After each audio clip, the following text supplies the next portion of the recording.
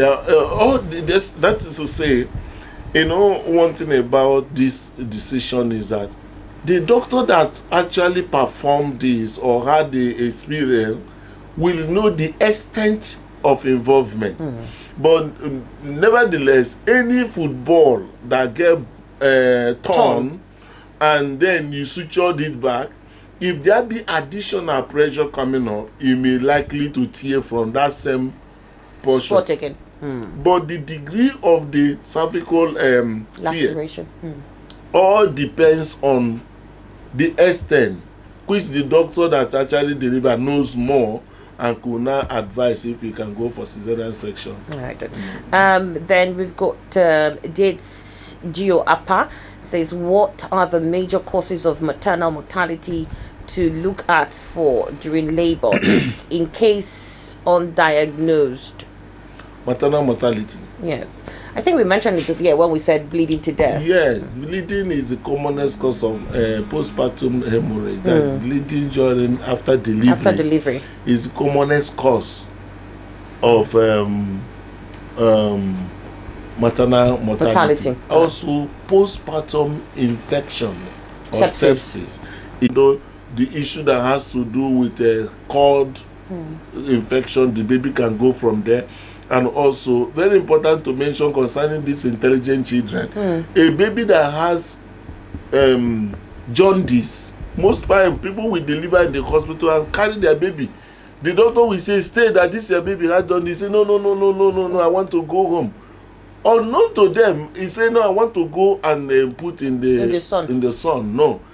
If this baby has pathologic jaundice, it can lead to what is called kernicterus, and it damages the brain of that child. When there is bilirubin palsy, and the intelligence will go down. So when they tell you your baby has jaundice, don't begin to wait. They say, no, I reject it. No, let us go, because you don't want to pay for extra day of being under phototherapy and all those things. If God has provided all this thing for us, I think it is time we begin to put value. The woman that called now and said, my baby could not do this. Yeah. You know how much they will spend, the emotional pain. Even if you had other baby, you cannot throw the baby because that's that attachment that's better prevent than a lot of patience Obasohan. Okay, I did my village.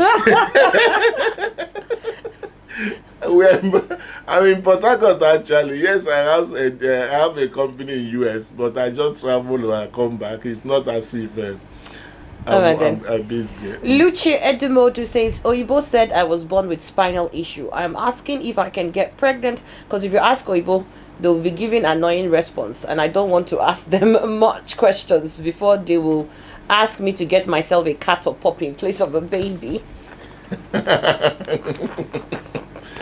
You don't want to come to Nigeria, let the Nigerian doctor see you.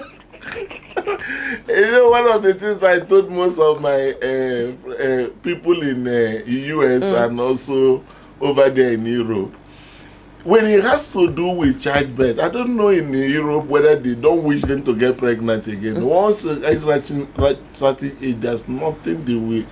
Even when the person has fibroid, they will remove the womb.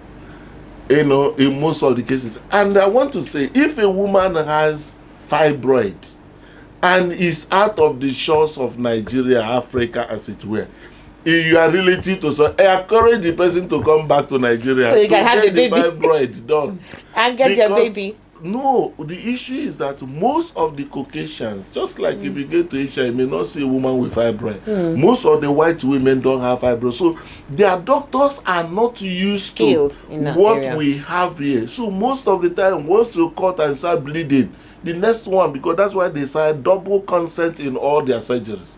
Because you don't have to sue me if I remove the womb. So it usually become like an option. Just take them out. But here you find out that because of a lot of things, even the equipment that are also available right now, you find that I can comfortably do a fibroid operation most time, irrespective of the size, and still be able to reconstruct the womb back again. So whenever you have someone that is having any fertility related challenge, encourage the person to come back to Nigeria, because you have a lot of centers. A quick question here: is it possible that maybe the woman, like you said earlier, it's possible to have fibroids and still achieve pregnancy? What if in the course of pregnancy, because of space, you're jostling for space and all of that, can a surgery be done at that time during pregnancy to take it out? It can't. It's a very risky one, because just like I said, even when you have fibroid, it's not encouraging to ask the doctor to remove it during delivery. Yeah, because the tendency of bleeding can be very much there. We are talking about the womb is not contracting. You may end up doing that procedure. The womb won't contract. The doctor will just... God bless you, sir. Can a lady after 3 abortions still have a normal delivery without any complications? And if there is any complications, what do I do now before getting pregnant? Thank you, sir. Go to hospital and be properly checked before getting pregnant. All right then. Doctor, we've got to go, but there are so many questions. I don't know which one to take and which to leave. I've had CS 2016 and I had a VBAC last year and bled after delivery. I'm 6 months pregnant now. Can I give birth vaginally again? No, if the time interval is very short, that is also an indication that doctor can advise you and all that. So it's not something that you just decide on your own, and your life first, in the whole of this engagement. I know it will be a very massive day, and we have so much that should be able to interact. That's why that very program coming up on the 20th and 21st is important. It's very important. We have to carry this campaign, and most importantly, for all that actually join us this very morning, I want to encourage you, share this very knowledge you got to someone. Look at your neighbor, look at the decision they're about to take. Look at your friend, look at the decision they're about to take. When you are asked, can you be in position to give this very professional knowledge? Do you know how God is empowering you this morning to save someone? That's why he said the appointment, when I was praying before coming for this meeting, I got that word, your appointment with death shall be disannulled. That today will be a day where people that are already been appointed unto death by reason of what they will suffer in childbearing, that appointment with that death will be disannulled by this knowledge, because it's a true knowledge shall the just one be delivered. So I want us to be in position to share this, and all of us, we have a vision that is by 2025 Nigeria move from this current miserable state to 70 years by 2025. You can be part of it. You can also be in position to join us in any form you can, in any capacity, or support what we are doing by calling any of these 0 number right now. 081 0 into 5 places 851 or 0704 00 0139. I take it again, 081 0 into 5 places 851 or 0704 400 01. Whenever you think we can partner to be able to deliver our women, deliver our people. If you have anything that has to do with ECG, we are still on that call to deliver our people from sudden death, where people will just fall and die. These things are preventable. If you get your ECG done, send it to Save Heart. It's an email, save as in save, VE, at Ask Doctor. Doctor is complete DOCTOR .co, not .com, .co. So you can send that the report of your ECG down there. By the grace of God, this effort will definitely have something to thank you. Thank you so much.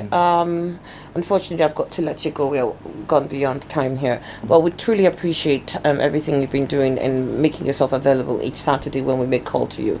It's because of things like this that we continue to reach out to you. I mean, I'm looking at the service messages still coming in, actually expressing their express gratitude that you take out time to educate them this much, and they're saying they're very grateful. From Today FM, we want to say we're very grateful to Dr. Okoye for coming this Saturday and for the several other Saturdays that you will also come. Thank you so much. But before you go, one quick question: can a woman have safe delivery and